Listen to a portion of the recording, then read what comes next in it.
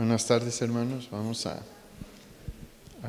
comenzar con el estudio de la palabra y estamos estudiando la carta a los Filipenses. El mensaje de hoy está relacionado con el mensaje de la semana pasada. El mensaje de la semana pasada nos mostró cómo el corazón del apóstol Pablo latía por Jesús, estando dispuesto a sufrir encierro, prisión e incluso a dar su vida por el Señor. Y bueno, hemos platicado, ¿no?, que en este momento Pablo está en su primer cautiverio romano, pero no ha sido la primera vez que él ha estado cautivo. Para este punto en la vida de Pablo, su ministerio ha experimentado en repetidas ocasiones la persecución. Le ha tocado pasar hambre, pasar sed, lo han apedreado hasta darlo por muerto. En esa ocasión lo dejaron de apedrear porque pensaron que ya había muerto, que ya había quedado ahí. Estuvo en los peores calabozos posibles, le tocó naufragar, pero todo lo hacía de buena gana. Todos estos padecimientos él los sufría de buena gana porque lo hacía para el Señor. Y cada uno de los padecimientos que él llevó, lo que hizo fue animar a otros hermanos a seguir compartiendo.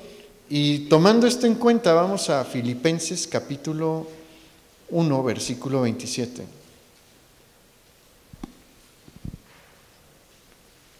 Porque una vez que Pablo les menciona lo respectivo a la persecución, les dice lo siguiente, inmediatamente después les dice lo siguiente, vamos a leer: solamente que os comportéis como es digno del Evangelio de Cristo, para que, o sea que vaya a veros o que esté ausente, oiga de vosotros que estáis firmes en un mismo espíritu, combatiendo unánimes por la fe del Evangelio.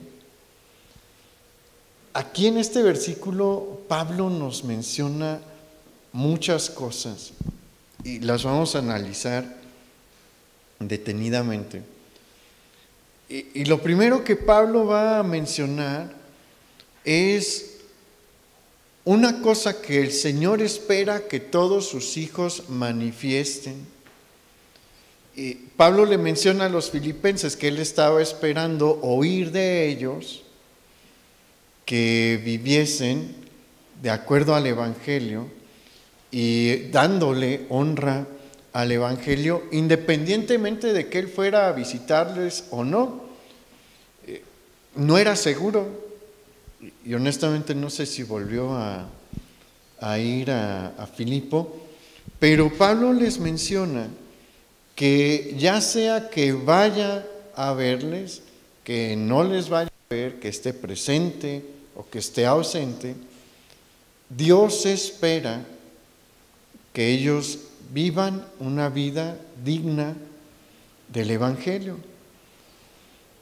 Dios siempre ha esperado una conducta especial de parte de su pueblo. Mire, Dios no nos liberó del pecado para que nosotros nos volvamos a atar. El Señor nos liberó del pecado para que no volvamos a caer en él.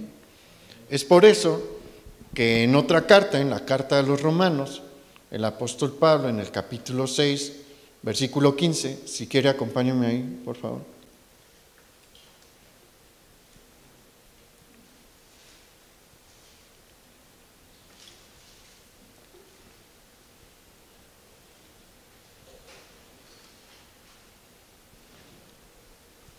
Quedamos que es Romanos 6, versículo 15. Dice, ¿qué pues? ¿Pecaremos porque no estamos bajo la ley, sino bajo la gracia? ¿Qué dice ahí? En ninguna manera. ¿No sabéis que si os sometéis a alguien como esclavos para obedecerle, sois esclavos de aquel a quien obedecéis, sea del pecado para muerte, o sea de la obediencia para justicia? La verdad es que el hombre solamente puede estar bajo dos señoríos. El hombre se engaña a sí mismo diciéndose que es su propio señor. La verdad es que no. Si el hombre no está bajo la protección de Dios y bajo su señorío, si no está obedeciendo a Dios, está obedeciendo al pecado. Y el pecado toma el control de su mente, el pecado toma el control de sus acciones. Mira, ¿a cuántas personas las controla evidentemente el pecado? ¿A cuántas personas las controla la avaricia? Su vida es el dinero, su vida es trabajar y no se sienten satisfechos si no están haciendo dinero. Mire, fíjese, la riqueza de los hombres más ricos del mundo es, yo le llamo una riqueza absurda, porque no tiene utilidad práctica para su vida, no pueden estar más cómodos, no tienen ya no saben qué hacer con el dinero, que pues quieren ir a la luna, porque es lo único que les queda, pero van a la luna y no están satisfechos. ¿Por qué? Porque eso ha tomado el control de sus vidas. El caso más típico de mencionar es el del alcohol. La gente es dominada por el alcohol. ¿Cuánta gente no vive para salir del trabajo e ir a tomarse algo? ¿Cuántos jóvenes no viven para el viernes y el sábado para irse a tomarse algo? Lo único que hace tolerable para ellos la semana es esos momentos, para eso viven, para eso se desgastan. ¿Por qué? Porque el pecado toma el control. ¿Ellos se pueden dominar? No se están dominando. El que está dominando la vida del hombre es el pecado. Y la buena noticia es que Jesús nos hizo libres de eso. Jesús vino para liberarnos, vino para quitar esas ataduras y de ninguna manera espera que nosotros voluntariamente nos la volvamos a poner. Él vino a ser un parteaguas. En el momento en el que Él nos salva, en el que le entregamos nuestra vida, Él cambia nuestra situación, pero es una realidad que en ocasiones volteamos para atrás. Mire, nunca debe de voltear para atrás, sino es para recordar la gran obra que Dios hizo por usted. Si usted está viendo el pecado y está añorándolo y diciendo cómo lo extraña, algo está mal dentro de su corazón, porque no debería de extrañar el pecado.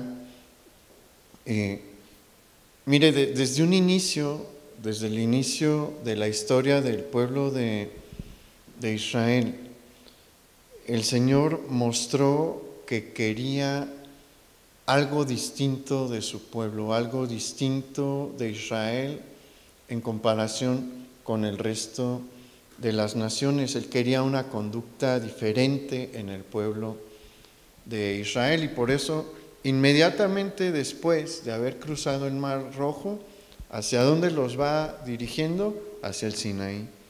¿Por qué? Porque les va a dar los 10 mandamientos ahí. Era su plan, o sea, Dios no operó de manera espontánea, ni cuando envía a Moisés, ni cuando salen de Egipto, ni cuando cruzan el Mar Rojo. ¿Por qué cree que los llevó por el mar? ¿Por qué los tuvo que pasar por el mar? porque hay una tendencia en nosotros por ver hacia atrás y los lleva allí para que cuando volteasen atrás lo único que pudiesen ver era un mar que ya no podían cruzar para regresar.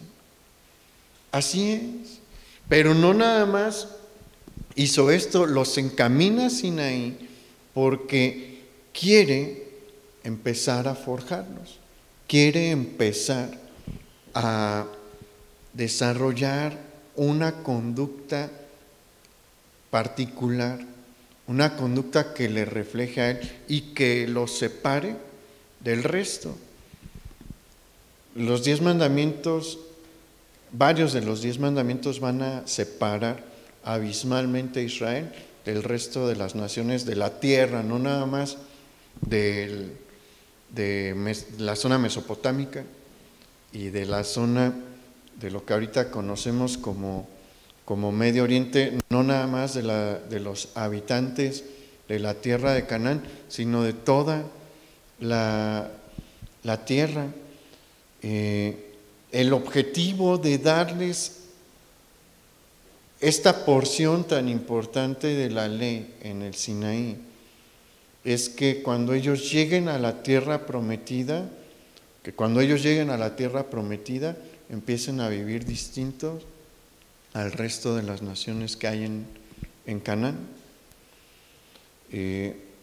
Ellos debían de ser opuestamente distintos al resto de las naciones de Canaán. ¿Y qué cree que espera Dios de usted? Lo mismo. Dios espera de nosotros que nos distingamos. Mire, si usted ve a un judío ortodoxo, lo va a notar inmediatamente por su vestimenta. Su vestimenta lo va a delatar.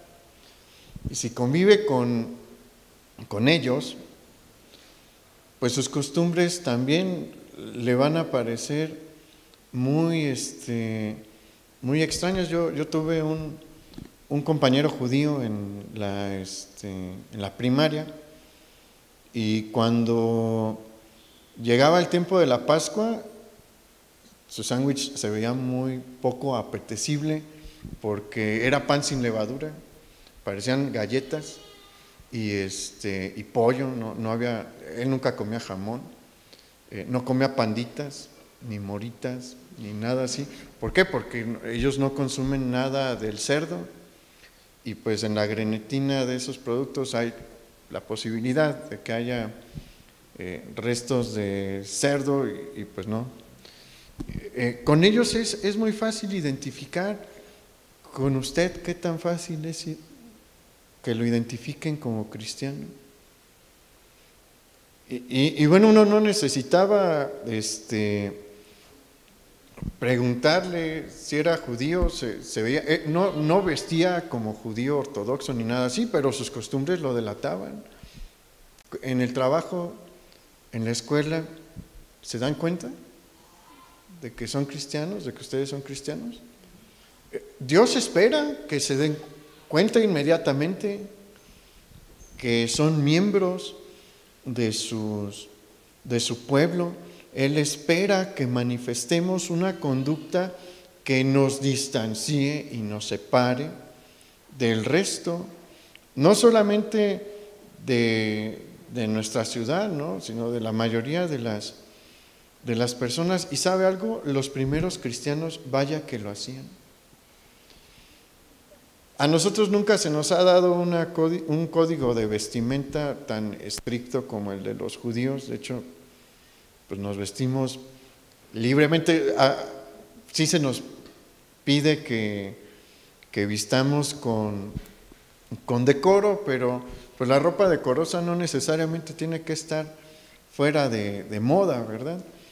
Pero en el tiempo del cristianismo inicial era similar.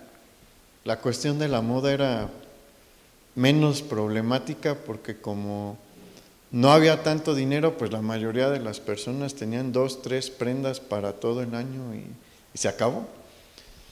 no se distinguían por cómo se vestían, se distinguían por cómo vivían. Y rápidamente los notaba. ¿Sabe por qué empezaron a notar a los cristianos en el mundo romano? Por su amor y misericordia por los que menos tienen. Lo que ellos hacían era un choque para la cultura y la sociedad romana, porque ellos iban a rescatar a los huérfanos. A los huérfanos les hacían cosas terribles. Ellos iban a rescatar de la pobreza extrema a las viudas y les hacían comedores. ¿Se acuerda que esa fue una de las razones por las que aparecieron los 7 diáconos? Porque ahí Pedro, Juan, Mateo, pues estaban preparando la comida y sirviendo también en los comedores que tenían para las viudas. Y bueno, el Señor les dio sabiduría y les dijo, pues busquen a 7 que se encarguen de esto. Pero esto lo encontramos ahí en Jerusalén, pero lo siguieron haciendo a lo largo de todo el Imperio Romano. Otra cosa que hacían era ir con los presos. ¿Se acuerda de la película de Ben-Hur? Que él estaba en las galeras y que era lo peor que te podía pasar, era como matarte, ¿no? Pero lentamente y de una de las maneras más extenuante, de trabajo más pesado, más extenuante. Bueno, haga de cuenta que los cristianos, cuando llegaban a este tipo de galeras, iban y les daban de comer, pedían permiso para poderles dar de comer. Los romanos les daban cualquier cosa, ¿no?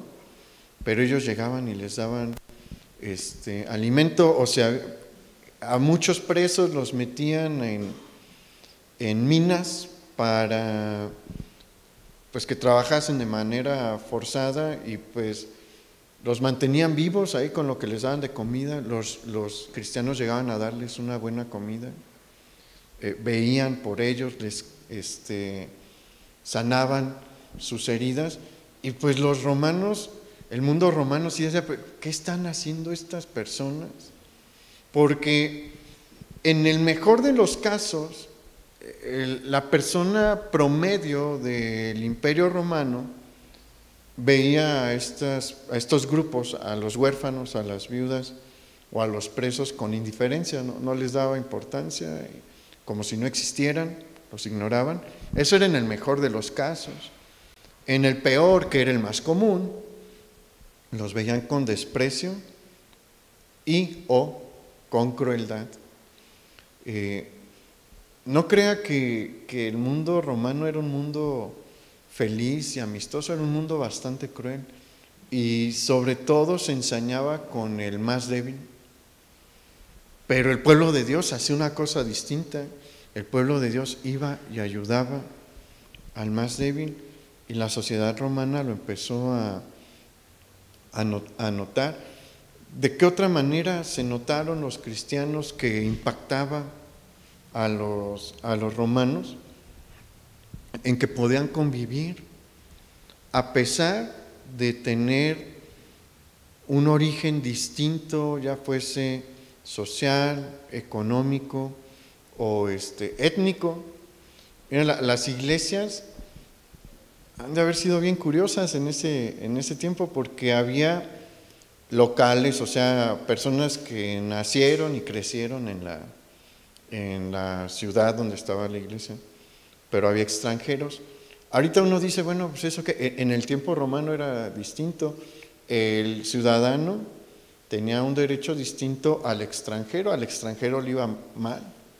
El extranjero generalmente estaba más desprotegido, pero en la iglesia funcionaban. En la iglesia se trataban como hermanos. Hemos visto que había esclavos, pero también había gente muy rica, a veces en las iglesias, no en todas, pero sí había, y convivían como hermanos. No importaba su situación, Lo que importaba era que eran hijos de Dios y que estaban unidos por la sangre de Cristo, y por eso podían estar ahí, podían adorar a Dios y podían compartir el pan. Eso de compartir el pan, no la cena del Señor, que compartieran alimentos, era algo también inaudito. ¿Por qué? Porque en el mundo romano una persona rica jamás invitaba al esclavo a la mesa, jamás, pero entre los creyentes sí. Y estas son cosas positivas, ¿no? Cuando los romanos veían esto, decían, pues está padre. Mire, algunas personas se convirtieron por esto, por ver el buen obrar de los creyentes. Su buena conducta debería de llamar a otros a los pies de Jesús. Y este es un mensaje para que usted se examine. O sea, sí, examínese a usted mismo. Mi conducta, ¿en dónde me desenvuelvo? ¿Invita a otros a acercarse a Jesús o los aleja? La de los primeros cristianos, este tipo de conducta, sí hacía que gente dijera, es que qué bonito amor hay entre ellos, qué misericordia, y se acercaban, oye, ¿y por qué vas con el preso que está condenado a morir por trabajos forzados? Y ahí ellos aprovechaban para compartirles el evangelio. Pero había cosas que eran un choque incómodo para los habitantes del mundo romano, sobre todo en el área moral. En el área moral, los cristianos eran una espinita para los habitantes del imperio, por dos cosas principalmente. La primera, la postura que tiene el cristianismo contra el paganismo. Uno de los principales conflictos que empezaron a desarrollarse con el cristianismo fue el rechazo a los dioses paganos. Roma era muy tolerante en materia religiosa y permitía casi todas las religiones. Pueblo que conquistaban le decían, pues sigue con tu religión, yo no tengo problemas con tus dioses, solamente sé fiel, no te rebeles, y tú, en lo religioso yo no me meto. Te voy a poner una estatua por ahí de Zeus, de Júpiter y de Marte y demás, pero no te molesta, ¿o sí? Y pues decían, pues no, y convivían. Pero el cristianismo vino a cambiar las cosas, porque ¿cuál es la posición del cristianismo? Lo mismo que señalan los 10 mandamientos: no tendrás dioses ajenos delante de mí. Segundo mandamiento: no te harás imagen ni ninguna semejanza de lo que esté arriba en el cielo, ni abajo en la tierra, ni en las aguas debajo de la tierra. Y bueno, ese fue un problema con los judíos, pues que verdaderamente temían a Dios, porque Roma intentó poner estatuas de Júpiter y de distintos dioses en tierra de Israel. ¿Y qué creen que hacían estos judíos? Las vandalizaban y las destruían a escondidas. Pero el cristianismo creció y se empieza a vivir alejándose de la adoración a los ídolos, y pues eso le costaba a los cristianos. ¿Por qué? Porque tuvieron que dejar de asistir a los eventos sociales más importantes de su familia, a los eventos sociales más importantes de su nación. Incluso algunos tuvieron que dejar sus trabajos porque había trabajos que estaban íntimamente relacionados con algún culto pagano y los cristianos lo abandonaron y les preguntaban, ¿y por qué? Y les decían, porque hay un solo Dios, hay un solo camino. Jesús es el único Salvador, Él es el Dios verdadero. Y pues ahí no solamente, algunos eran atraídos, pero unos decían, pero ustedes están mal, ¿no? Y los empezaban a rechazar. ¿Se identifican? Mire, si usted de verdad se entrega al Señor, va a ver que rápidamente algunas de sus relaciones, sobre todo familiares, se van a degradar. ¿Por qué? Pues porque no va a ir a los bautizos, no va a ir a la ceremonia religiosa de la boda. Y esos son pues los eventos familiares trascendentes. Va a haber ciertas fiestas a las que no va a acudir, como la del 12 de diciembre. Aquí en Morelia no somos tan, bueno, no hay como un santo patrón, ¿no? Y una mega fiesta de toda la ciudad. Pero, ¿qué tal en los pueblos? La fiesta del santo patrón es el evento del año, ¿no? Ahí en el pueblo pues no se va. ¿Y qué genera eso? Pues sí genera una separación y a la larga un rechazo por parte de la familia, pero los primeros cristianos no les importaba, lo toleraban con gusto. Entonces ese fue uno de los choques que hubo en el área moral, pero hay otro que también generó muchísimos problemas y era la moralidad sexual. La moralidad sexual del cristianismo es muy sencilla. El sexo es algo diseñado por Dios, es bueno siempre y cuando sea en el matrimonio, entendiéndose como matrimonio la unión entre un hombre y una mujer. Fuera de eso, ¿qué pide Dios de su pueblo en el área sexual? Abstinencia total, abstinencia absoluta. Y eso era un golpazo a la cultura romana. ¿Por qué? Porque la cultura romana y la cultura griega, que se dispersaron rápidamente una vez que se extendió el imperio, era una cultura de libertinaje sexual, y no nada más ellos. Los egipcios, por ejemplo, ni siquiera tenían en su vocabulario la palabra virgen. ¿Por qué? Pues porque no había tantos.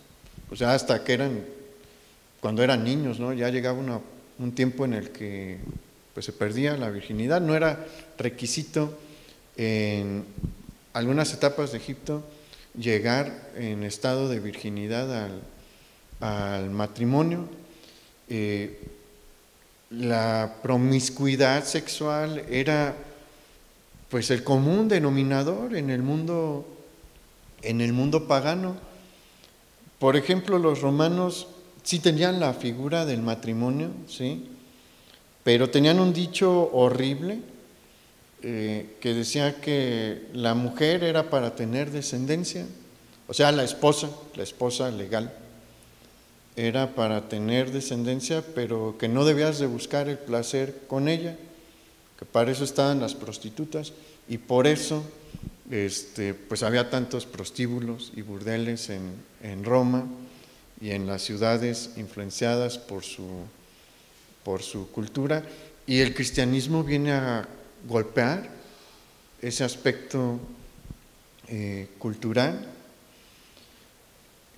Y estas manifestaciones de conducta ponían en riesgo la vida de los cristianos. Mire, le voy a leer lo que menciona un historiador de la iglesia en cuanto a estos puntos. Él dice lo siguiente: De esta manera, simplemente por vivir de acuerdo a las enseñanzas de Jesús, el cristiano era una condenación muda, constante del estilo de vida pagano. No era que el cristiano pasase su tiempo criticando, condenando y desaprobando, ni que se considerase a sí mismo como superior o santo. Era simplemente que la ética cristiana en sí misma era una crítica al estilo de vida pagano. Los cristianos no se la pasaban criticando a las personas. Su vida era una crítica, como menciona aquí, muda. ¿Por qué? Porque el montón de amigos se iban a los prostíbulos y ellos se quedaban en casa. Y le preguntaban, oye, ¿por qué no vas? Y ellos le contestaban, pues porque no es el diseño de mi Dios para mi vida sexual. ¿Y usted cree que querían seguir escuchando los amigos? No, lo mandaban a volar. Y al final ya era un enfado y una molestia el estilo de vida de los creyentes. ¿Y sabe qué? Usted debe de generar lo mismo, porque si se pone a analizar, como que Occidente está deseando con todo su ser volver a estas prácticas paganas. Occidente lleva ya un rato rechazando la moralidad del cristianismo, que es la moralidad con la que se crió y se desarrolló en los últimos, 1700 años, ¿le gustan? Que todo Occidente empezó a aplicar esto, ¿no? Pero ahorita es de lo último que quieren saber. Y si nos empezamos a poner a analizar cómo están viviendo los países de primer mundo y las propuestas de los países de primer mundo y lo que decían los griegos y la manera en la que vivían los griegos y la que vivían los romanos, vamos a empezar a ver que hay similitud. No estamos avanzando, esa es una de las grandes mentiras de la humanidad. Ha oído este término, ¿no? El término progresismo. Vamos hacia el progreso. ¿Ha escuchado esto de que el matrimonio entre personas del mismo sexo es progreso y que hay quienes ya están promoviendo la poligamia y dicen que eso es progreso? No es progreso, no son ideas nuevas, la humanidad ya estuvo allí, la humanidad ya pasó por eso, están regresando al tiempo pagano, estamos regresando a la vida del paganismo y probablemente en un punto sí van a prosperar estas ideas progresistas, como vimos ahorita entre comillas. ¿Y qué es lo que debemos de hacer? Lo que los cristianos de los primeros tres siglos, mantenernos viviendo una vida digna del Evangelio. Y por eso en la parte final del versículo 27, el apóstol Pablo llama a los creyentes, en ese tiempo era a los filipenses, pero el día de hoy es a nosotros, a dos cosas. La primera, a estar firmes en un mismo espíritu. Y mira esta expresión de estar firmes en un mismo espíritu, trae la idea de aquellos soldados a los que se les encomienda defender su posición y mantenerse firmes ahí, aguantando las oleadas de los ataques enemigos.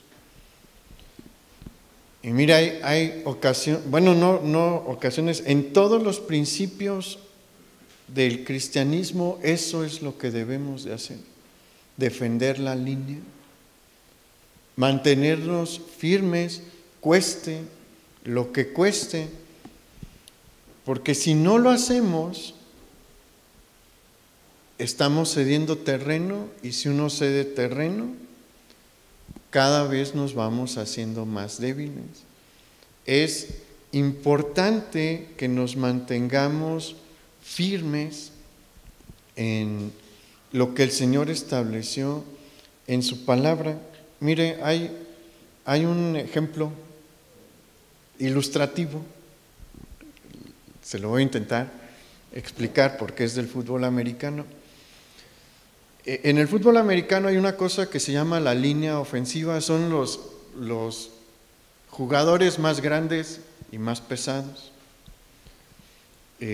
Son 5. Ellos tienen en resumidas cuentas, la misión de quedarse firmes y no permitir que los equipos de la defensa penetren, porque si ellos penetran, la jugada se muere. Su trabajo de mantener la línea es fundamental para que el pase funcione o para que la corrida funcione. Si uno no mantiene la línea, si no mantiene su asignación, todo se echa a perder, no va a prosperar.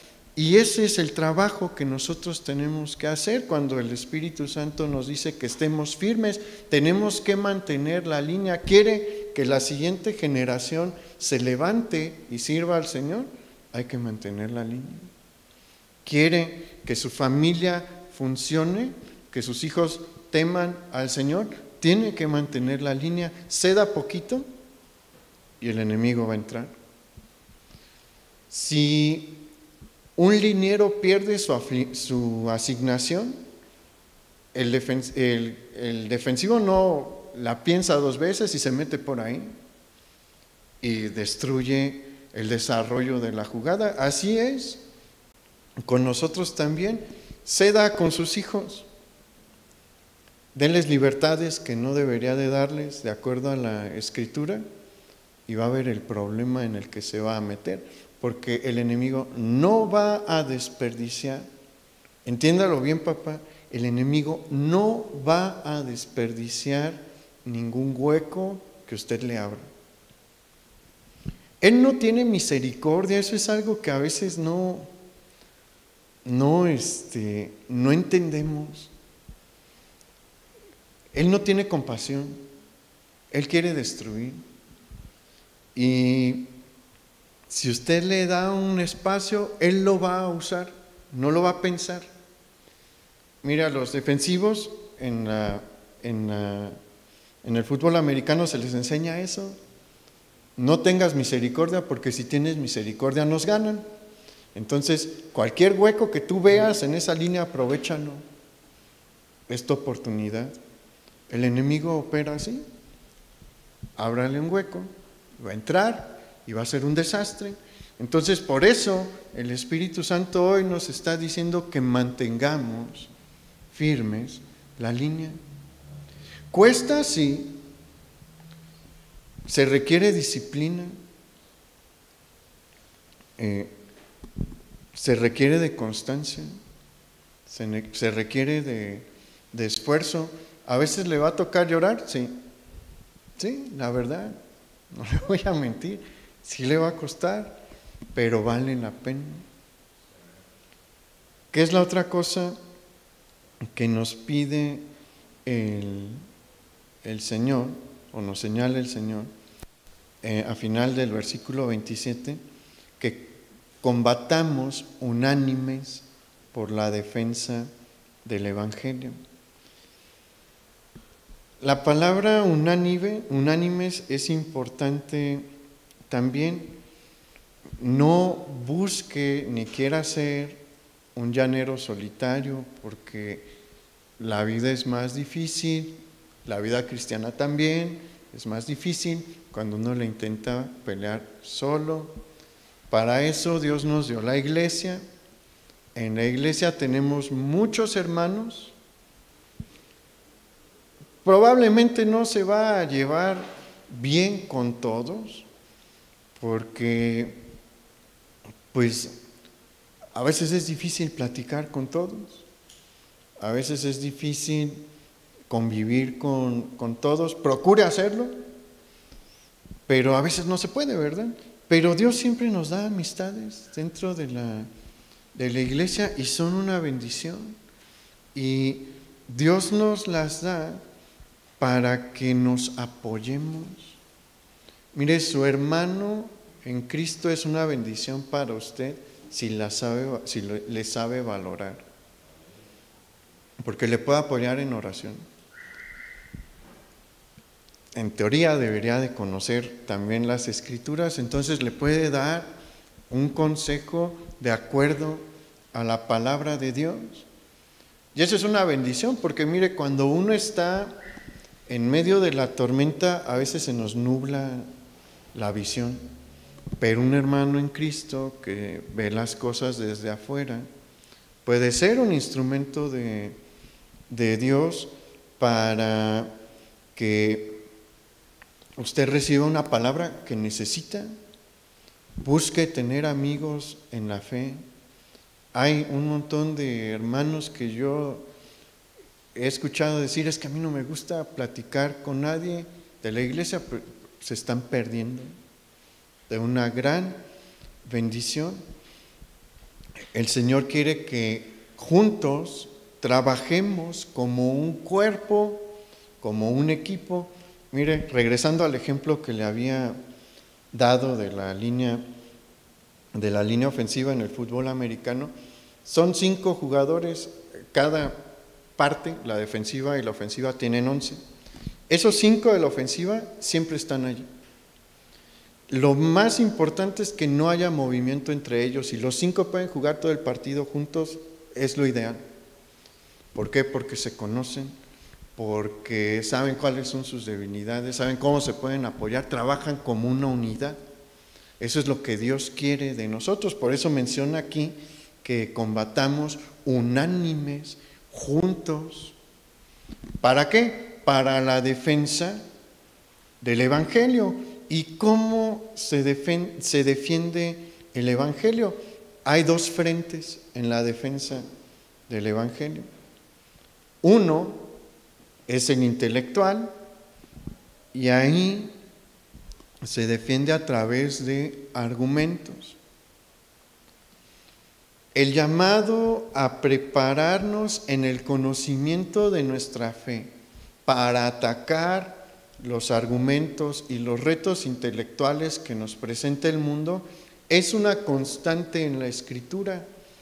No son pocos los pasajes de la Biblia que nos llaman a estarnos preparando para dar respuesta a los retos que vienen por parte del mundo. El domingo, mi papá en su estudio de la segunda carta a los Corintios tocó uno de estos pasajes, es 2 Corintios 10, versículo 4 y 5, yo se lo leo, dice: porque las armas de nuestra milicia no son carnales, sino poderosas en Dios para la destrucción de fortalezas, derribando argumentos y toda altivez que se levanta contra el conocimiento de Dios, y llevando cautivo todo pensamiento a la obediencia a Cristo.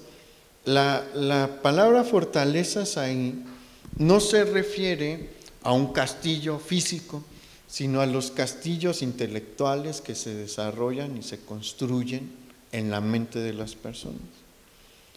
Nuestro llamado es a instruirnos en la palabra para llevar argumentos que derriben estas fortalezas intelectuales que se construyen en la mente de los hombres. Mire, es bien importante que nosotros nos instruyamos doctrinalmente. Papá, es muy importante que usted se instruya doctrinalmente, porque vienen por sus hijos. El enemigo viene por sus hijos.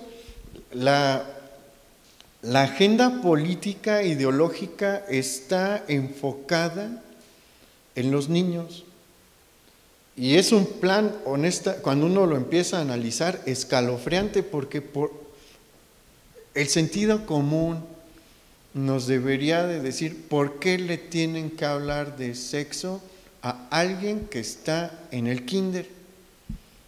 Ellos no entienden nada de eso, pero el plan es ese.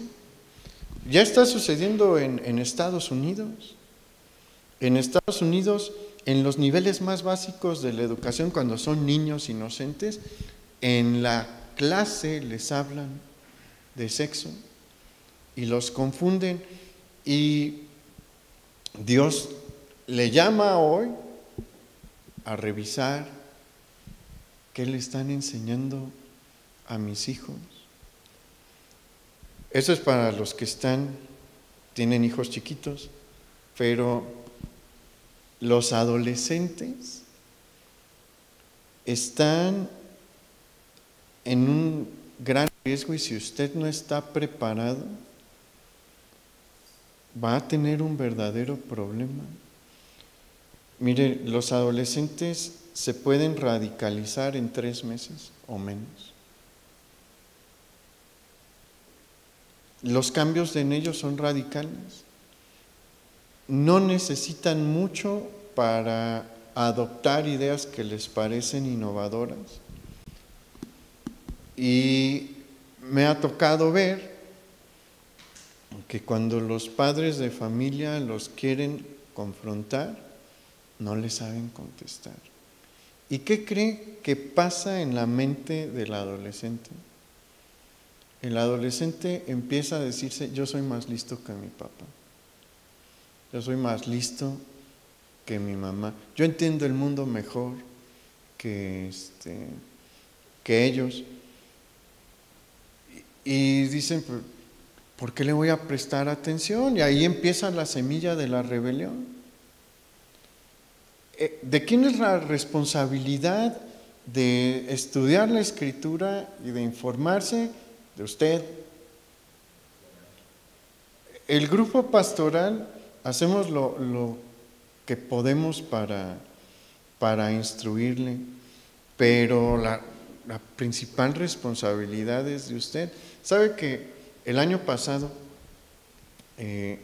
a los jóvenes les dimos una serie a la que invitamos a los papás a asistir, para tocar temas de actualidad para ellos y mostrarles qué dice la palabra de Dios y cómo hay cosas que son un reto al sentido común que está proponiendo el mundo? La asistencia de los padres era muy baja, muy baja.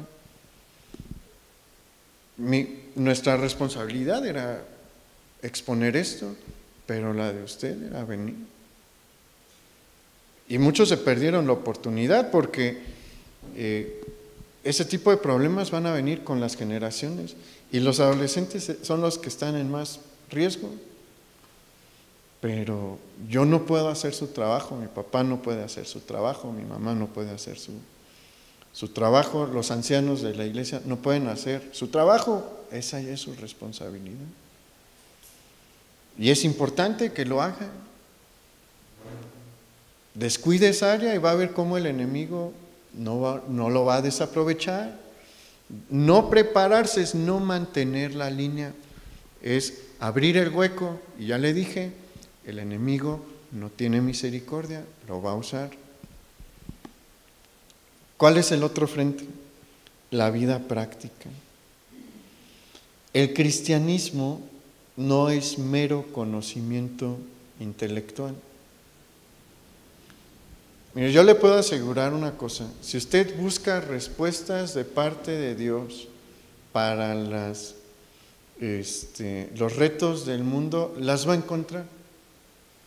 Porque Dios ha levantado a varios hombres y mujeres con mentes brillantes, que pues Dios los usa para que nos podamos instruir y darle respuesta a esto. Pero no es suficiente que usted tenga la respuesta intelectual.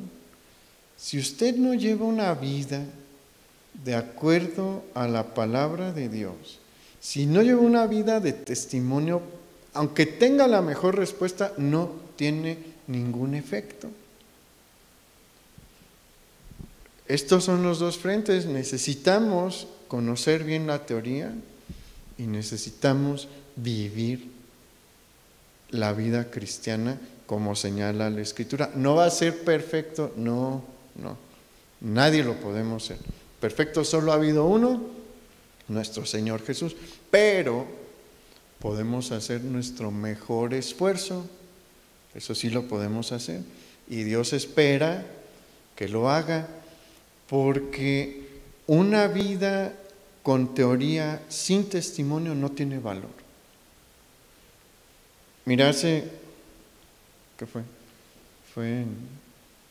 Creo que fue febrero del año pasado. Había un hombre en Estados Unidos con un conocimiento muy amplio de la Escritura.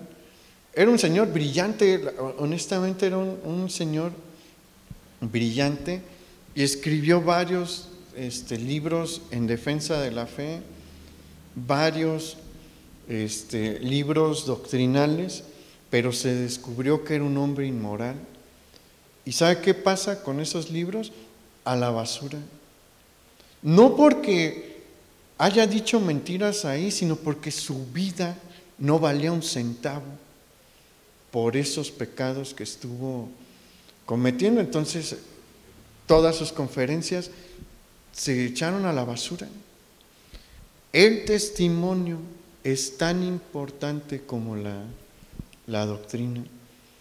Vamos a terminar, vamos a Filipenses capítulo 1, versículo 28.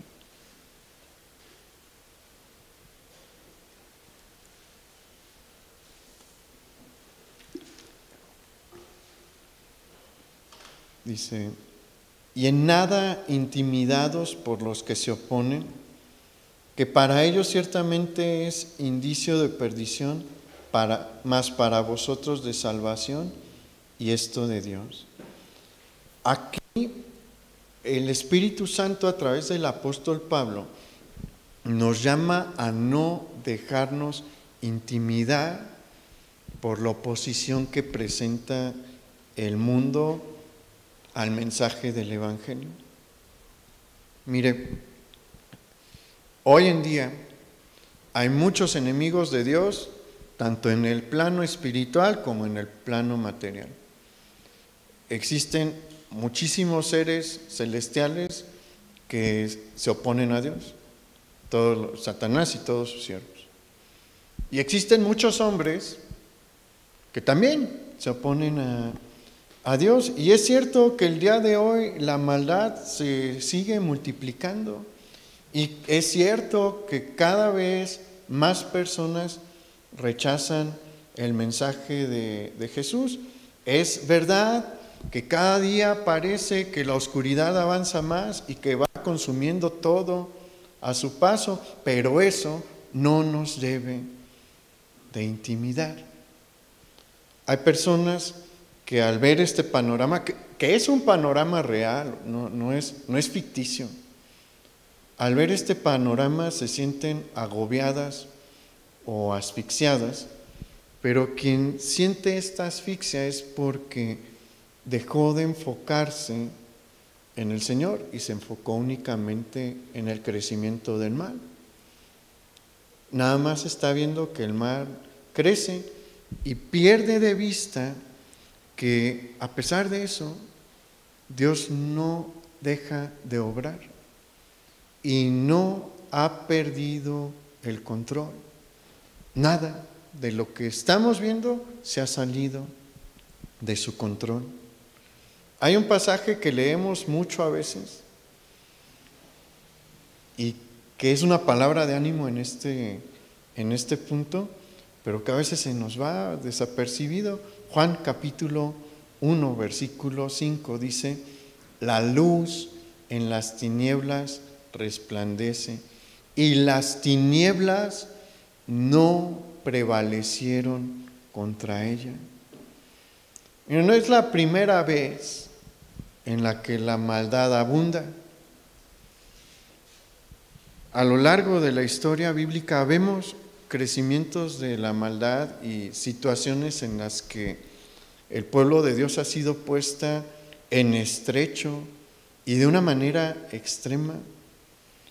Mire, cuando en el periodo anterior al diluvio la maldad se multiplicó, pero no prevaleció contra la luz, porque ahí estuvo Noé. Y a través de Noé y sus hijos, Dios mantuvo la luz en la tierra.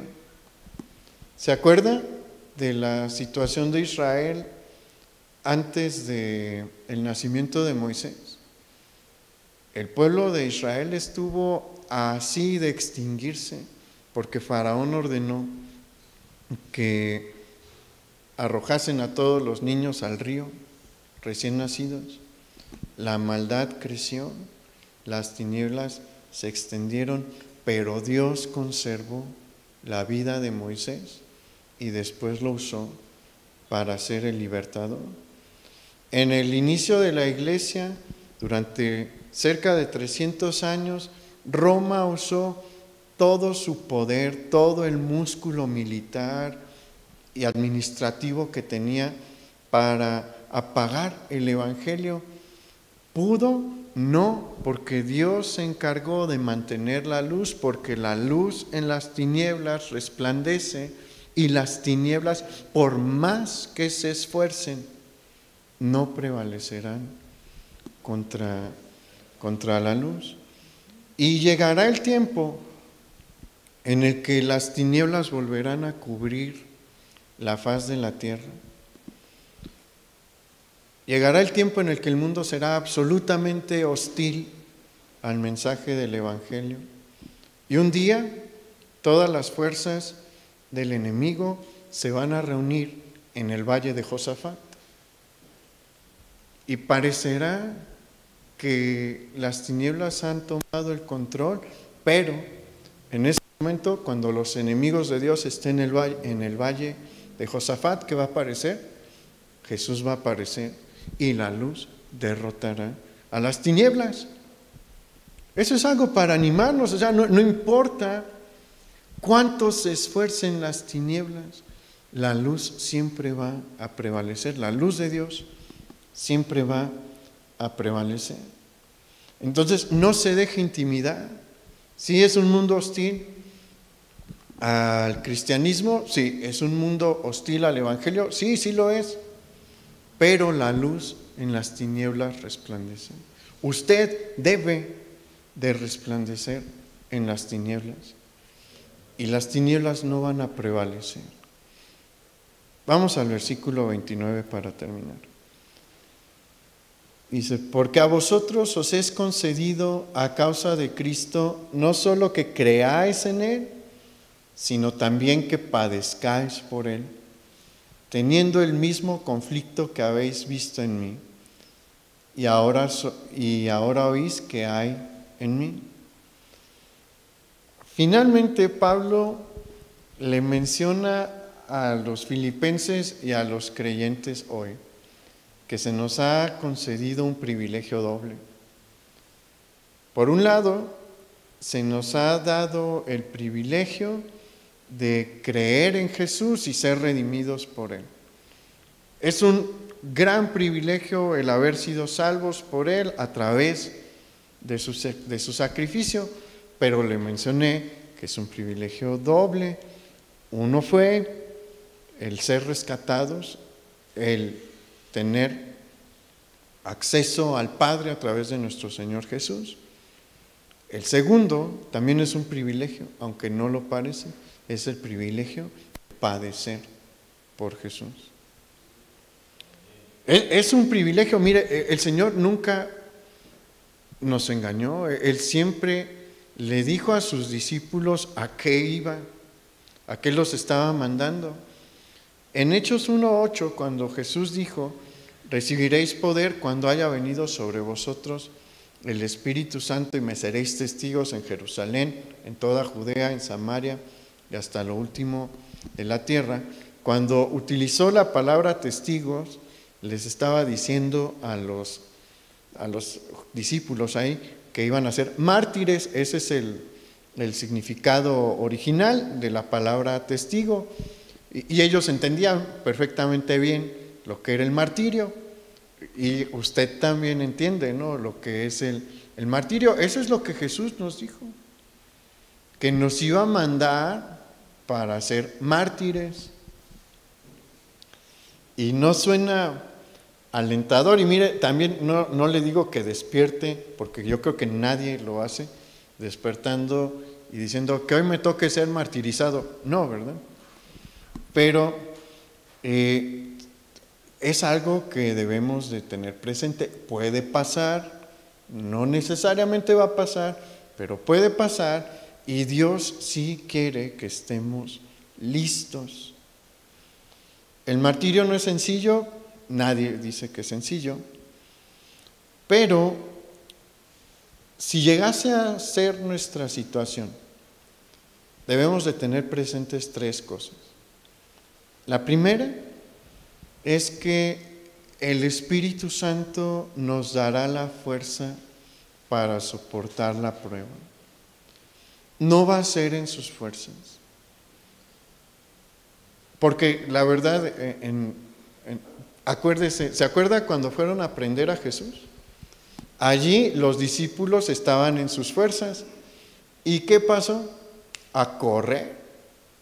Todos se fueron corriendo cuando llega la guardia a aprender a Jesús, porque era en sus fuerzas. En nuestras fuerzas es imposible, pero cuando el Espíritu Santo interviene, Él nos da la fuerza.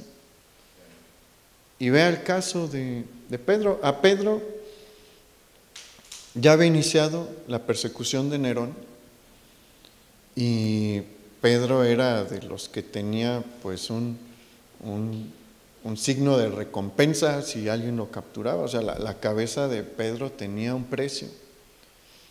Los cristianos de Roma lo sabían. Él estaba en Roma en esa ocasión. No era su residencia, él nunca vivió en Roma, pero en esa ocasión estaba en Roma. Y le buscaron una salida. Y encontraron un camino por el que lo podían sacar de la ciudad sin que lo fueran a capturar, y sale de la ciudad.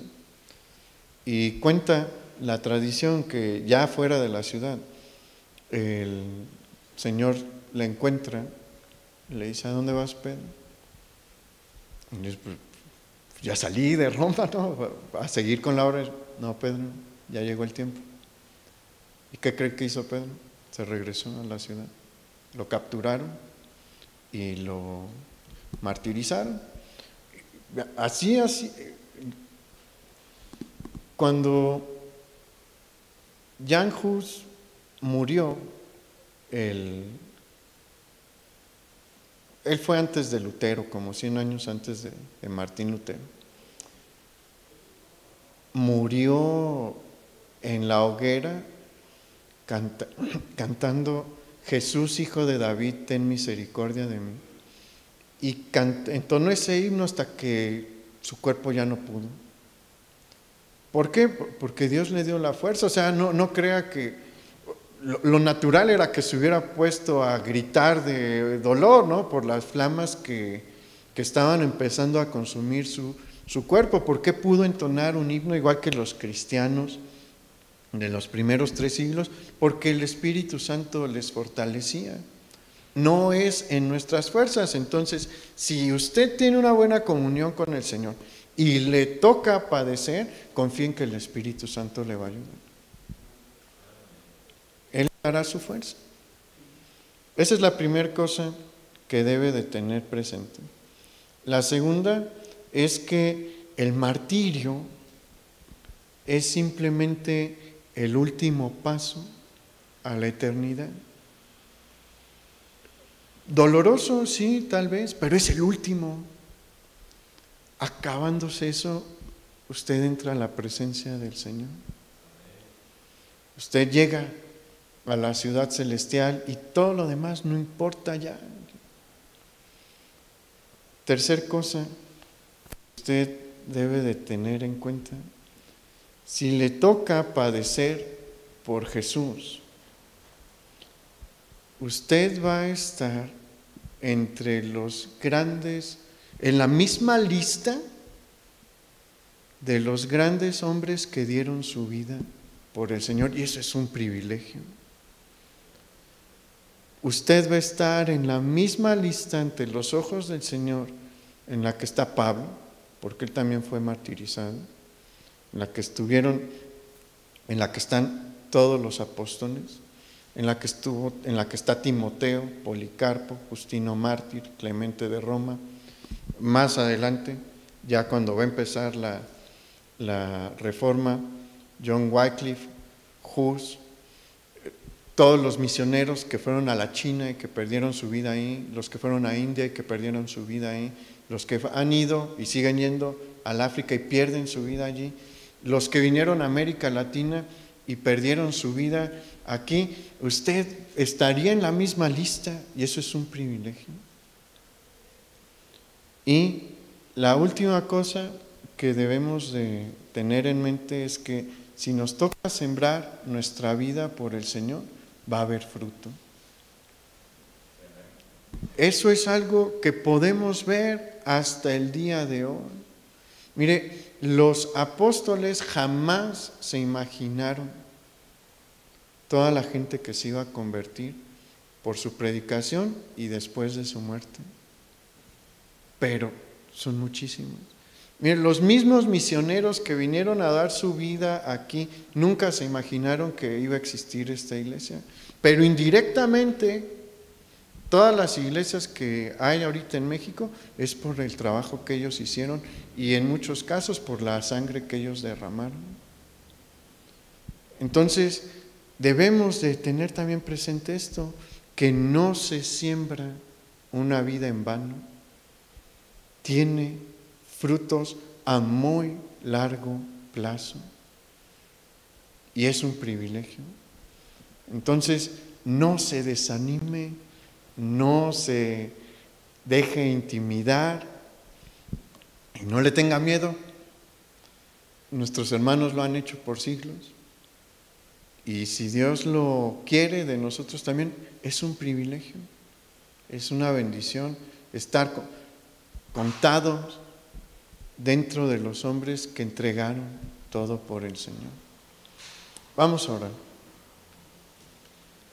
Bendito Padre, gracias por tu palabra hoy. Gracias, Señor, porque nos estás llamando a cambiar, porque sí necesitamos cambiar aún. Nos estás llamando a mantener la línea y si es necesario, dar la vida manteniendo la línea. Son tiempos en los que necesitamos estar firmes. Son tiempos en los que necesitamos esforzarnos. Y no podemos en nuestras fuerzas, Señor. Reconocemos que nuestras fuerzas son muy pocas y deficientes, pero con tu Espíritu Santo se pueden hacer grandes cosas. Con tu Espíritu Santo se puede hacerle frente a la muerte sin temor. Y te pedimos, Señor, que tú nos despiertes porque es un tiempo distinto en el que sí han crecido las tinieblas, pero tu luz sigue brillando a través de tus hijos hoy. Y eso significa que tu luz sigue brillando a través de nosotros. Déjanos ser esa luz, Señor. Permítenos tener la fuerza para no ceder y resplandecer. Y que así, como recordamos a Noé, que fue tu instrumento para que la luz siguiera resplandeciendo en medio de una terrible generación, a nosotros también se nos recuerde como un instrumento tuyo que tú usaste para que la luz siguiera brillando en medio de esta generación. Te lo pedimos, Padre, en el nombre de Jesús. Amén. El Señor le bendiga, hermano, y que siga teniendo una